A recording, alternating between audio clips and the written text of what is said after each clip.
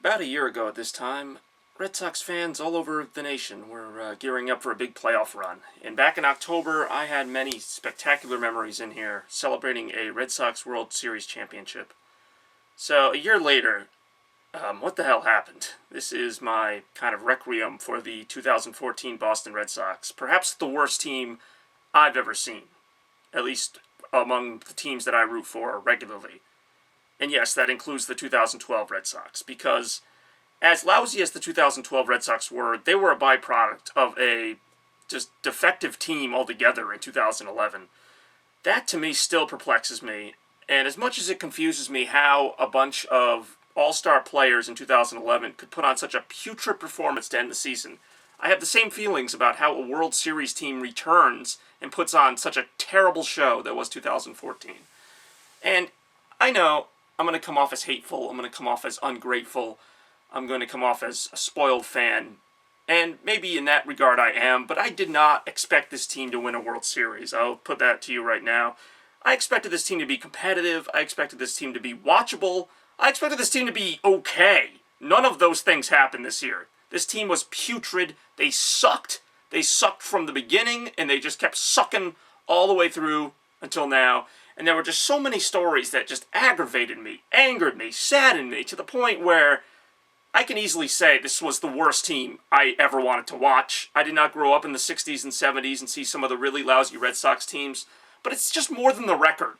You know, I know they're not the worst team in Red Sox history. I know there were a couple worse ones. I know even a couple years ago they were worse. But this was following a world championship. You would think this team would be hungry. You'd think this team would want to keep on fighting. The thing that I admired most about the Red Sox in 2013 actually happened as early as April of 2013, when they came out on fire. They just wanted to play well. They wanted to change perceptions. They were coming off of two really bad seasons. One not so bad in 2011 when they all decided, we don't feel like playing right now, and just took off September. But after that, 2012, apparently they weren't motivated at all. They were all angry at the manager. They were angry at this, angry at that. So-and-so got injured. Oh, we can't win now. In 2013, the Red Sox wanted to turn perceptions around. I think that was the most admirable thing about that group. It wasn't just, whether the fans expected it or not. The players were actually taking it upon themselves to say, hey, let's not get off to a bad start. Let's win series early on. Let's take that extra base. Let's work at bats. Let's get ahead in the count. Let's, make something happen. If someone's having a bad game, someone else can pick them up. If the pitchers don't do well, the hitters can get them out of it. I went to a Red Sox game in 2013. They were down 7-1. This team would have lost that game easily. Any other team might have lost it. The 2013 Red Sox just hung in there, pitched as well as they could, and ended up getting the win in the ninth inning, 8-7 against Seattle. Different year, different team. I understand that. But a lot of the players returned. And looking back at it, the approach to this team was all too lax from the beginning. All I mean from that is they essentially did nothing to improve the roster. They kind of just let it sit there. They let Jacoby Ellsbury walk. Okay, fair enough. He got a lot of money. But they replaced him with Grady Sizemore. Not Carlos Beltran, not any of the other veterans that were on the market. There was just no attempt to bring in anyone new. Like, they were not even really trying. Yeah, they brought in A.J. Pierzynski and Grady Sizemore. Other than those two players, I can't think of anyone who made a really good impact. They brought in a few bullpen guys, but again, every team does that every year. I expect the Red Sox will bring in some other bullpen guys to replace them. The bullpen wasn't even the problem with this team. The starting pitching, for the most part, wasn't the problem with this team. It was the hitting. It was the fact that just everybody came into the season cold. I don't know if they hadn't taken batting practice in years or what, but other than Ortiz, which, again, he was the only one who hit in last year's postseason, other than Ortiz, occasionally Pedroia, and maybe Napoli, no one really brought anything to the table. I'm not even talking about home runs or big hits or this or that. Nobody did anything in April. They all showed up, fat and happy from 2013, celebrating a championship for months, basically. And by the time May rolled around, they were, they weren't as far out of it as they should have been because the rest of the division was off to a slow start.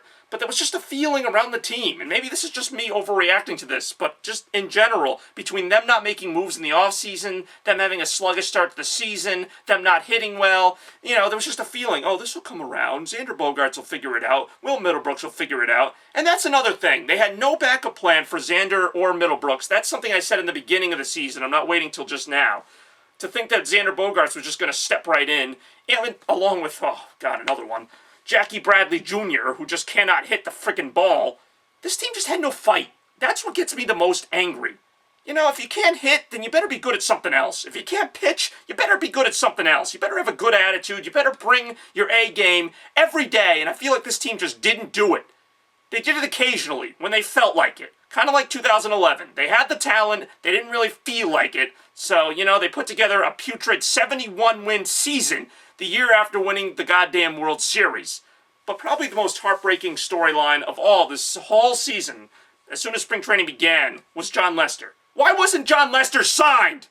I'm sorry, but this is not rocket science. The guy was lights out in the postseason the year before.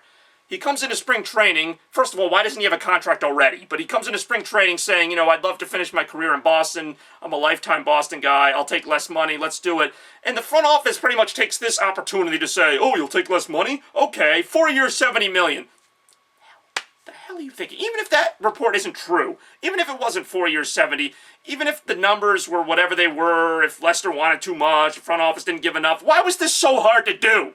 Especially when you know in the offseason they're going to overpay somebody. James Shields, Max Scherzer, heck, maybe even Jon Lester. Though at this point I doubt it. That was so aggravating to watch. Because that whole season, even as things were going down, even as the team struggled, even as the hitters just kept bitching and complaining and nothing changed, even during all that, you still had Jon Lester, John Lackey. You still had a good one, too. Clay Buchholz, I really wanted them to trade him because he just shows nothing. He's just a liability. He even was last year. So, but Jon Lester, how do you not sign him? Out of anybody on this team that you should have kept, you trade him.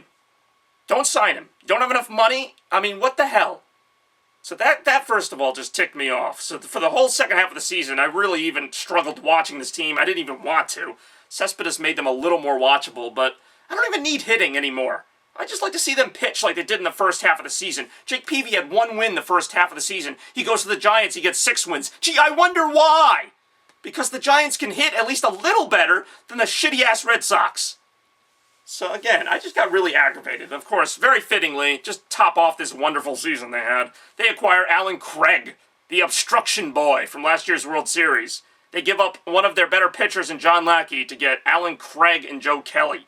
Now, Joe Kelly hasn't been bad. I could actually understand some logic there. Alan Craig? How many stinking outfielders do we need? Oh, we could throw him at first. What about Napoli? There's just too many players and too many spots, and most of them suck, by the way.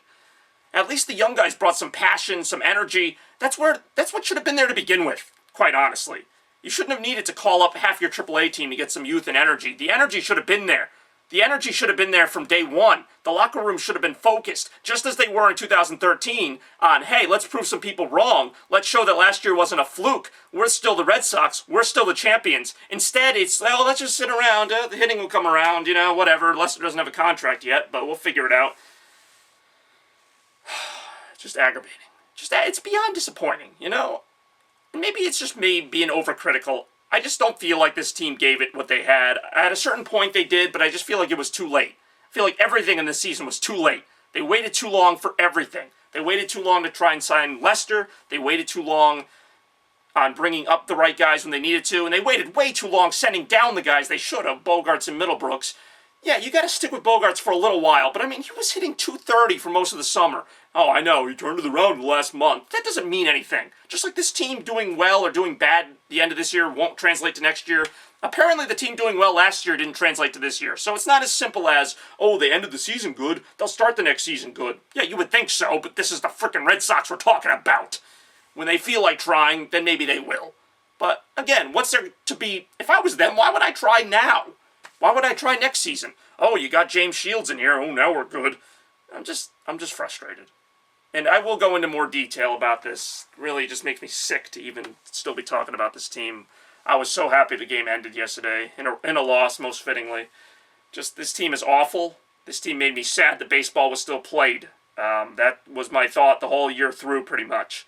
To watch Ortiz, waste what was a really good year for him and just contribute to this god-awful team.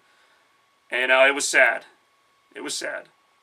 If they'd made the playoffs or even missed the playoffs by a few games, I would have been okay with that.